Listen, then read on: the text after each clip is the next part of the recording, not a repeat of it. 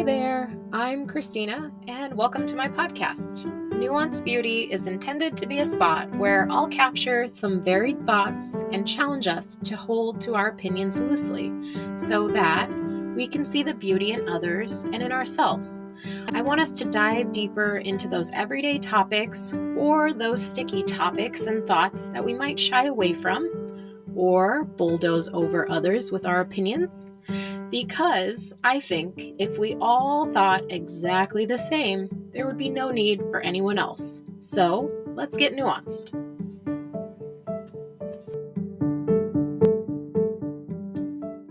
In these first few episodes, I'd like to lay some groundwork. Later on, we'll jump into the random topics I'm thinking about and processing. But let us start with some personal reflection and consider what's going on internally when we are in a lively conversation with someone. How do we perceive and experience the other person? And what's going on in our own head? So, as we get started, I'd like to draw our attention to this question. How can we get comfortable in the nuance? As I've thought about it, getting comfortable in the nuance, I think there are three characteristics that embody the right posture to take here. These characteristics allow us to be productive in those sticky conversations and come out on the other side thankful that we had them. The characteristics are be curious, be humble, and be submissive. So let's dive in. Let's look at the first characteristic, be humble. Now, my husband and I had an interesting conversation years ago that has stuck with me. I don't recall exactly what led us down this train of thought, but we were clearly talking about how we interact with other people. And he shared that when people ask the question, how are you doing? His initial reaction is to think they really don't want to know how I'm doing. This thought had never crossed my mind because when I ask the question, I generally mean it. Now, maybe I'm not looking for a full rundown of someone's life story or a tale of a sad, sad country song, but I do tend to genuinely want to learn how a person is doing. And that is just where my tendency is. I don't know how to harness this desire in someone else. So I share this for you to ask yourself, do you genuinely want to know how someone is doing? Why or why not? If you're interested in developing a friendship or growing to know that person, I'm guessing you're probably going to answer yes to this. Now, perhaps you would answer yes to some people, but in this particular place or this particular time, you'd actually answer no. An example here might be you're at a holiday Christmas party for your spouse's job, or you are gathering for an extended family reunion that only happens once in a lifetime. And these may be those times where you really aren't curious. I want to challenge you to not feel guilt or shame if the answer is no. No, I really don't want to know how you're doing. Uh, but maybe you can just hold on to kindness and niceness for now and circle back later if it's bothering you. Being aware that some people really do enjoy sparking up conversations with strangers, while other people entirely dread it, is a crucial point for us to remember here. Now, for the one who is bent toward curiosity, I'd like to share some pointers. First off, we need to read the room and continue reading the room. And if all else fails, sit quietly and read the room again. When I am in a conversation and being somewhat curious and the energetic type, I generally repeat back phrases as a way of actively listening to someone speak. For some folks, I think they really appreciate this aspect. But I've learned that for other folks, this completely derails their train of thought. It may even be received as rude and interrupting. In these instances, I could connect better by being quiet and attentive without words. Another tip is be willing to go first in a conversation. This might put the other person at ease and it might spark an idea in their mind to continue flowing through the conversation. But again, leave space for the conversation to flow in both directions. I found that there are times when I get to pour into other people, and there are times when I need to have people pour into me. There are times when I need to vent and I need to verbally process what's happening. And then there are times when I need to just show up and listen to a friend who's having a bad day. This really is a dance that is indeed nuanced with no clear answer. And it may look different on any given day with any person. Get comfortable in that. Now, about the person who seems less curious to spark up a conversation, or who would think this person really doesn't want to talk to me and they really don't want to know how I'm doing. Can I challenge you to pay attention to the people that put you at ease? Perhaps these are the people you need to focus on interacting with. And maybe over time, you'll be interested in expanding your circle. Lastly, if you're feeling less interested in getting to know people, be encouraged and know that some people may actually want to know you. How cool is that? I mean, I think we can all pause and take a moment to feel some warm and fuzzies by the thought that a person truly likes me. They really want to talk to me.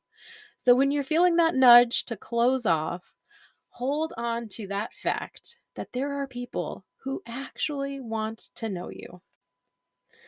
All right, let's move on to be humble.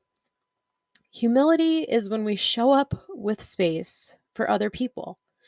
We are honoring the experience and the heart of another human being who genuinely deserves to be seen as much as you long to be seen. Humility is taking that posture of curiosity and it's asking questions and it's trying not to make snap judgments. When I think about humility, I would also want to describe it by considering what it isn't. It isn't proud. So, a personal confession here. I struggle so much with pride. And I'm not talking about the positive sort of pride, where we might tell our kids that we're proud of them for scoring a goal at a soccer game, or where we might feel proud of ourselves when we did a really good job on a project at work.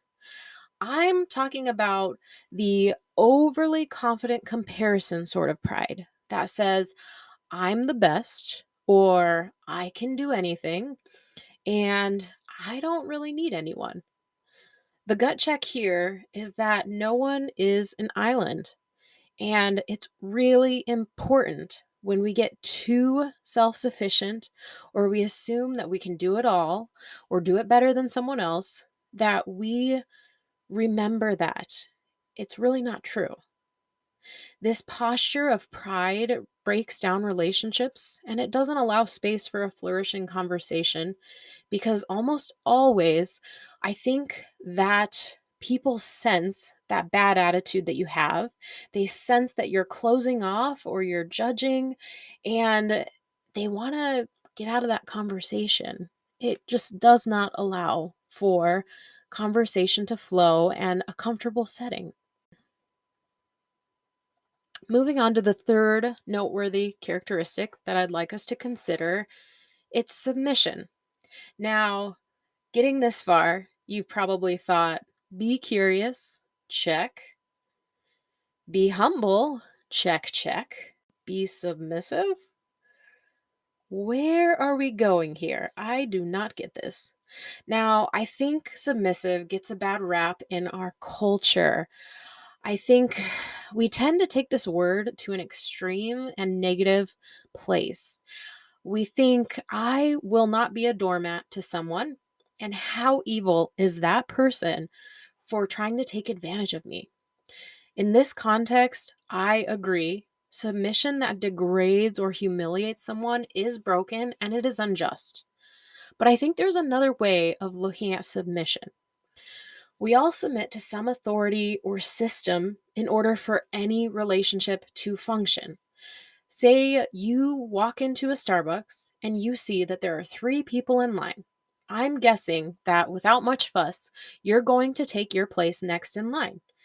Now, you could simply turn around and walk out because you don't want to wait in that long line.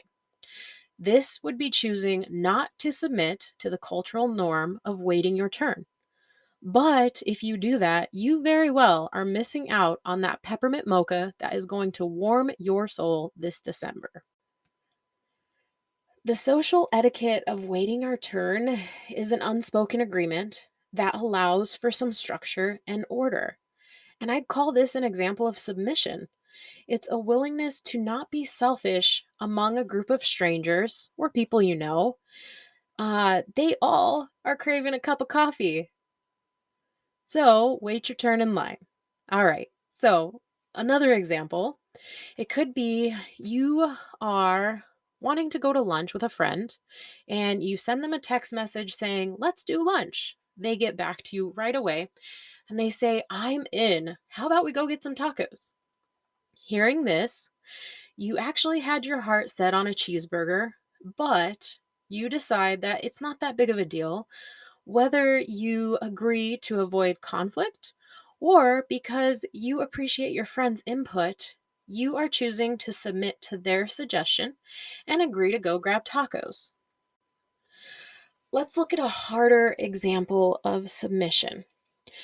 You're in a disagreement with someone, and we may think, as we're in this argument, I'm smart and I formed my conclusion based on all the things I've experienced and learned.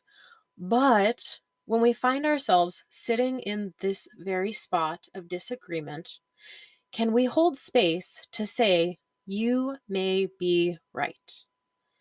Whether you say it out loud or you just mentally note it in your mind, can you do that? Can you consider that they may be right?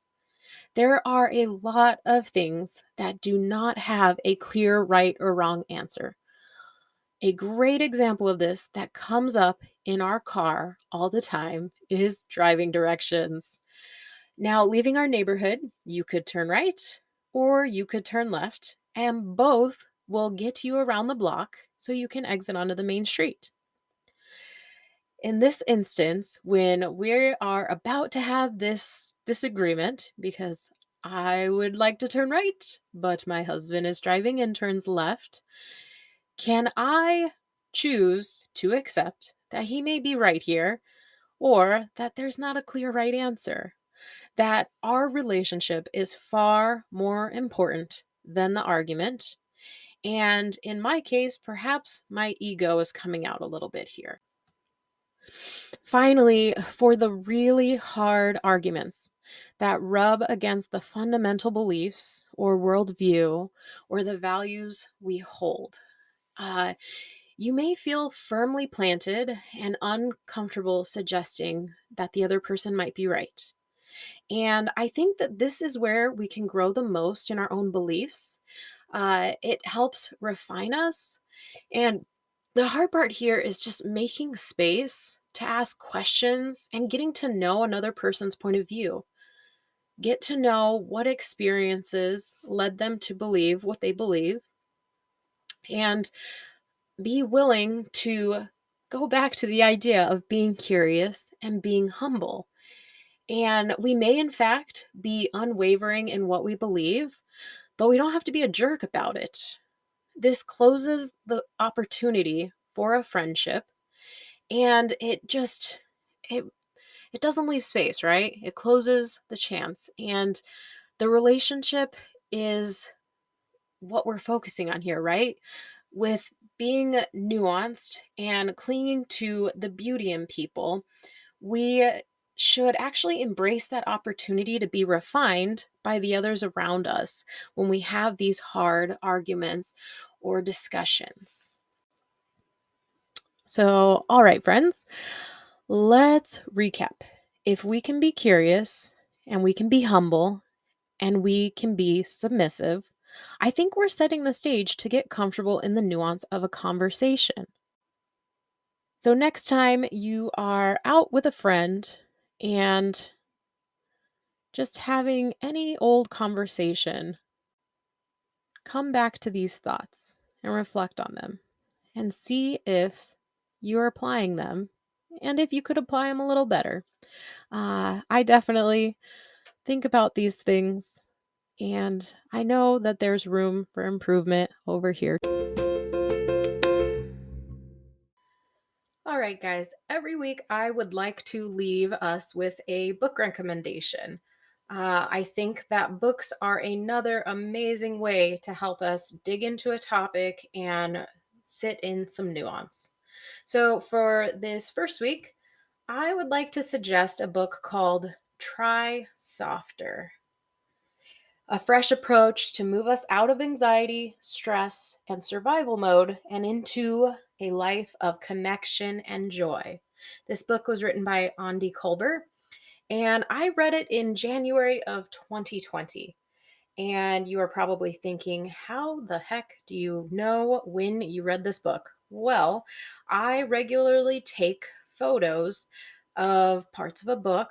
I usually read them via ebooks. I use the library, and I take photos, and I just keep those captions, and sometimes I come back to them. So for this book, I want to read a quick little section for you. It says, knowing about something is not the same as having an embodied knowledge of it. Curiosity and self awareness matter a great deal in our journeys toward trying softer, precisely because they reveal what it is at the deepest parts of ourselves.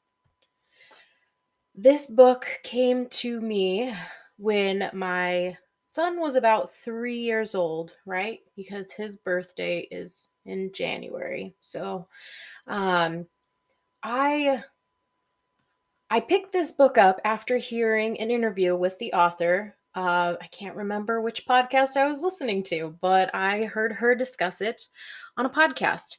And I would not typically describe myself as an anxious person. I would maybe fall in alignment with a person who is stressed and in survival mode.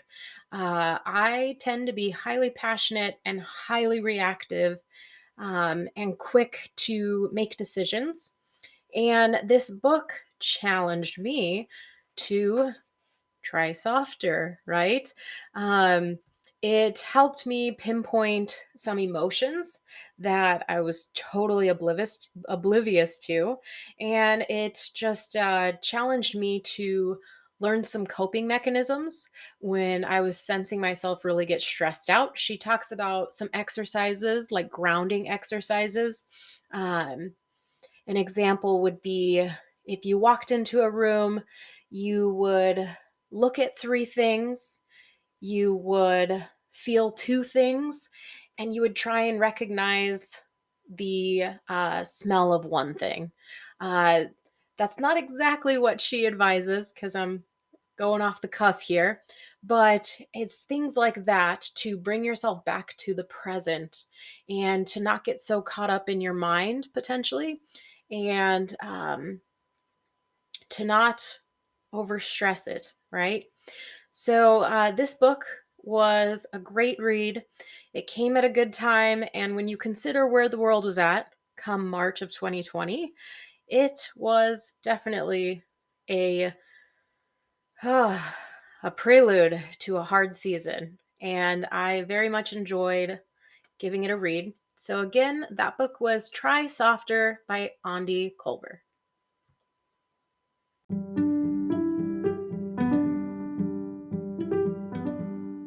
Thanks for listening. If you're enjoying this podcast, would you consider leaving me a review or possibly share it with a friend? And if you would like to get in touch, you can send me an email at nuancedbeauty@yahoo.com. Take care until next time.